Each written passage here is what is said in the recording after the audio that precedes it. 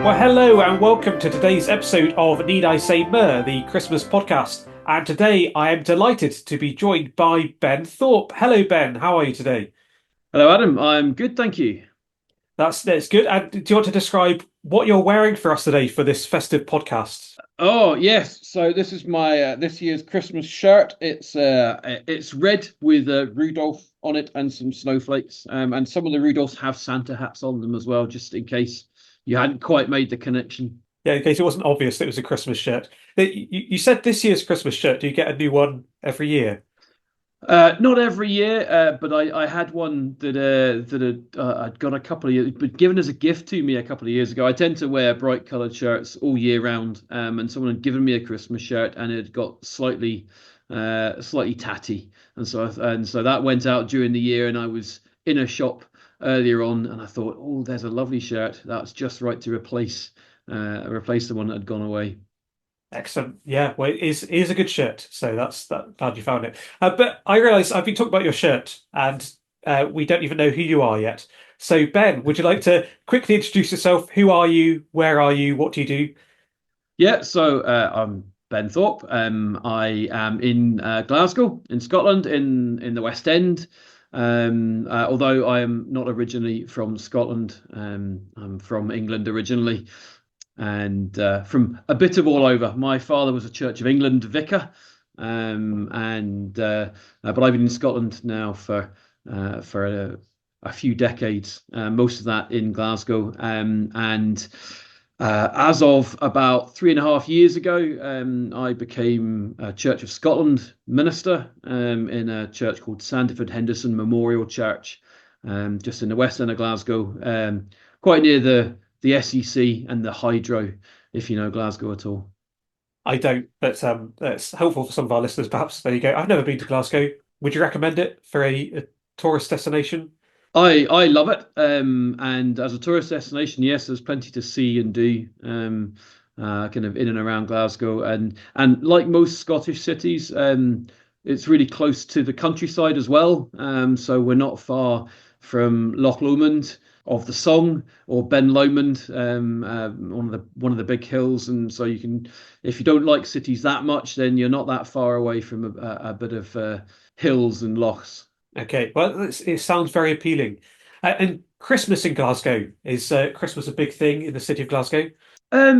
Yes and no. I mean, we I think probably much like Wales, we tend towards the rain rather than snow, which can put a bit of a damper on things. But yeah, there's I mean the usual big displays. I think this year in the centre of Glasgow we have the longest light tunnel. They've built this amazing sort of, I think it's a star-shaped tunnel out of basically glorified fairy lights, but I think it's the longest one in Europe. So I might need to go and have a look at that. I've not been in yet to the city centre. It gets very busy. We have a very kind of long pedestrianised kind of shopping street, and that tends to get completely mobbed at Christmas as everyone comes in to do their shopping. Yeah, yeah, like a lot of cities, yes. And that's quite exciting about the light tunnel. I suppose you don't know how long it is off the top of your head. Off the top of my head, no, I don't. I No, just saw there you a go. news article about it. I might have to go and do research. And maybe one of our listeners can create a longer one before the end of the year. We'll have to see. We'll get into the questions that I'm asking all of the guests on this podcast, including yourself. Starting with question number one, which is, Ben, what is your favorite Christmas decoration?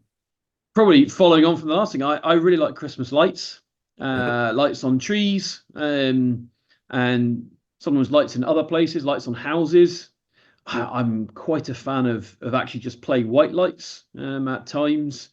A couple of years ago, in the entrance to our church is a big kind of glass vestibule. I think it was put up originally to keep some of the cold out and the heat in. So you've got quite an old church, big wooden door. So they built that kind of glass thing, and I attempted to cover it with a couple of these big LED nets of lights, which created quite a festive feel as you walk through the door into this kind of tunnel of lights. And not the longest in Europe, but But I do like a fairy light. Yeah. How do you feel about those sets of Christmas lights you get that have different settings on that flash and that play music? Do you approve of those or No, no, I hate them. okay? No, that's not entirely. I prefer to have them just on. Uh-huh. And we have a set in the house which provide a really nice light, but the problem is they have seven settings, Yep. and they don't remember which setting you're on. So the steady on setting is setting 7. So every time you plug them in, you've got to press the button, and it's one of these really squishy buttons that doesn't press properly. So gradually working your way through and hoping that you don't mispress and have to go all the way back round again. So Christmas lights, definitely agree. They are a good decoration in lots of different places. So we can move on to the next question because I don't think your answer was particularly controversial. So that's good so far. We have had some controversial answers for the first question in the ones I've recorded so far. We move on to the next question, and the question about food, and in Mm. particular, what is your least favorite festive food? Do you know what? I don't particularly like sprouts, but that's not particularly controversial. So I'll go a bit more controversial. I don't like peanuts at all, and I know that the roasted peanuts come out in front of the TV watching a film or something, and or maybe and again, bit controversial, but people who put nuts in brownies. Some people, it's like no, keep the nuts out of it. So yeah, really not a fan of peanuts, peanut butter, sticking nuts in your Christmas cake. It's a fruit cake. Just leave the nuts out of it. There you go. That's a bit more controversial than sprouts. That is a bit more controversial, and I should mention at this point that we do welcome correspondence on this podcast. So if anyone wants to get in touch to object to what Ben has just said about nuts and peanuts, then you can email us needisaymyrrh@gmail.com. That's needisaymyrrh@gmail.com, and we'll get some response from the peanut butter lobby who will share their views on that. I like peanuts. I don't like peanut butter, but yeah, so is it like the peanuts are an extension of a general aversion to nuts, or are there other nuts that you would tolerate?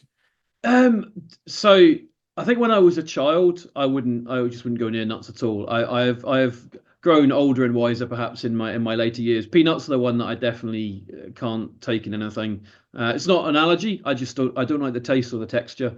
I've softened towards almonds. I can usually cope with, and I've softened a bit towards hazelnuts in places, and maybe even a walnut. Okay, well, you are getting adventurous now, aren't you? Well, I know, but generally, I kind of avoid that. It's become a lot easier, because these days everything lists whether or not they've got nuts in it, because it's such a big allergen, and so you can usually find things without nuts, Yeah. without too much hassle. So if you're sat down watching a film at Christmas, you're not going to have peanuts there as a snack. What are you going to have? What's your like perfect Christmas film accompaniment?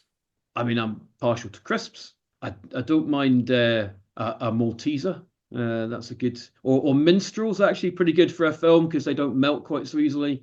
I was recently staying with family, and it was my sister's birthday, and we were having a film night, and she'd found these things which were little kind of caramel butter sticks. They were kind of about that long, and they were sort of caramel flavored, almost biscuity. Kind of, I wasn't sure actually what was in them. I think you can get them probably on the shelves of various shops, but they were very tasty. I like caramel. We should move on to Christmas Eve now. What are your Christmas Eve traditions, Ben? Yeah, so I was obviously been thinking about this in advance. I mean, I have I don't, is it an advantage? I have what we would call here a watch night service, a midnight communion service. Actually, it's not usually communion these days. So I have a service at 11:30, which means that I'm going to be up all evening anyway. We might watch a film usually, but usually by the time we get to that point, we haven't actually all the main presents are wrapped, but we haven't wrapped stocking presents. So there may be a moment when various people are ushered out of various rooms, and hasty wrapping of stocking presents gets done. That might happen. then I'll head off to the 11:30 service, which I was always a fan of when I was growing up, because it counted as a Christmas Day service, because you're there for some of Christmas Day, and that meant I didn't have to get up early on Christmas morning. Yeah, I actually I really like the that kind of service and that moment. Certainly, I mean, kind of when I was a teenager, you got that moment in the middle of the service when an old Anglican church, when the clock would strike 12. And there was something just quite magical about that moment of, but now it's Christmas Day, it's finally here. So I'll do that, and then there is a kind of an online Twitter hashtag club. It's called hashtag Clergy Malt Club. And it's all of the ministers who've got home from their midnight service, taking 5 minutes to have a whiskey or some other beverage, if they are not of the whiskey tasting variety, and just posting a photo online to kind of wish everyone a Merry Christmas. Okay. Yes, I have vaguely seen that tradition, but because I'm never up that late on Christmas Eve or that early on Christmas Day, and because I don't drink whiskey, I haven't really participated in it. But oh, and one of the things that I imagine you do in your church in the Christmas period is sing Christmas carols, which brings me to the final question. Mhm. And the question of what is your favourite Christmas carol? I was racking my brains. There's so many that I like. I'm a big fan of Christmas. I like Christmas anyway. But probably the one that I come back to most is Joy to the World. I love Joy to the World. It's it expresses the joy of Christmas, and it kind of, I think it encompasses so much. So that's certainly definitely kind of right up there. I think it probably is my favourite, in amongst probably a long list of ones that I try and fit in during the season. Yes, yeah. So how many times will you be singing Joy to the World this Christmas, do you think? Oh, probably I would say three or four. Not including carol singing. We do carol singing around the parish, and it'll probably feature in that as well. But in the Okay. normal services, yeah, probably Cool. don't want to overdo it. Yes. Yeah, three or four is a reasonable amount, isn't it? Yeah. Yeah. The other one I may try this year is I also really like While Shepherds Watched, and but I've been advised by my family that you can also sing it to the tune of "Oh for a Thousand Tongues," which I think might be good fun. So we may try that. I haven't heard that. You can do it to lots of different tunes, but I've never heard it to for a thousand tongues. Maybe that's something that we'll have to experiment with as well. Yeah, that's interesting. There we go. Because I do think While Shepherds Watched, it's a good carol, but the tune that it's normally sung to is not a very inspiring tune, I don't think.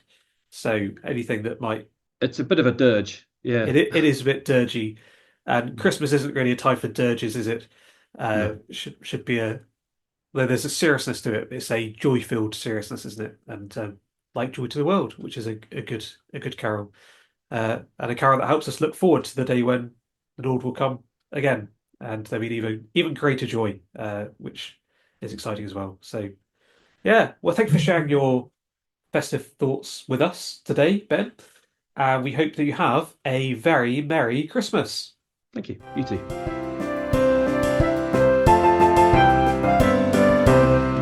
Ho, ho, ho. Merry Christmas.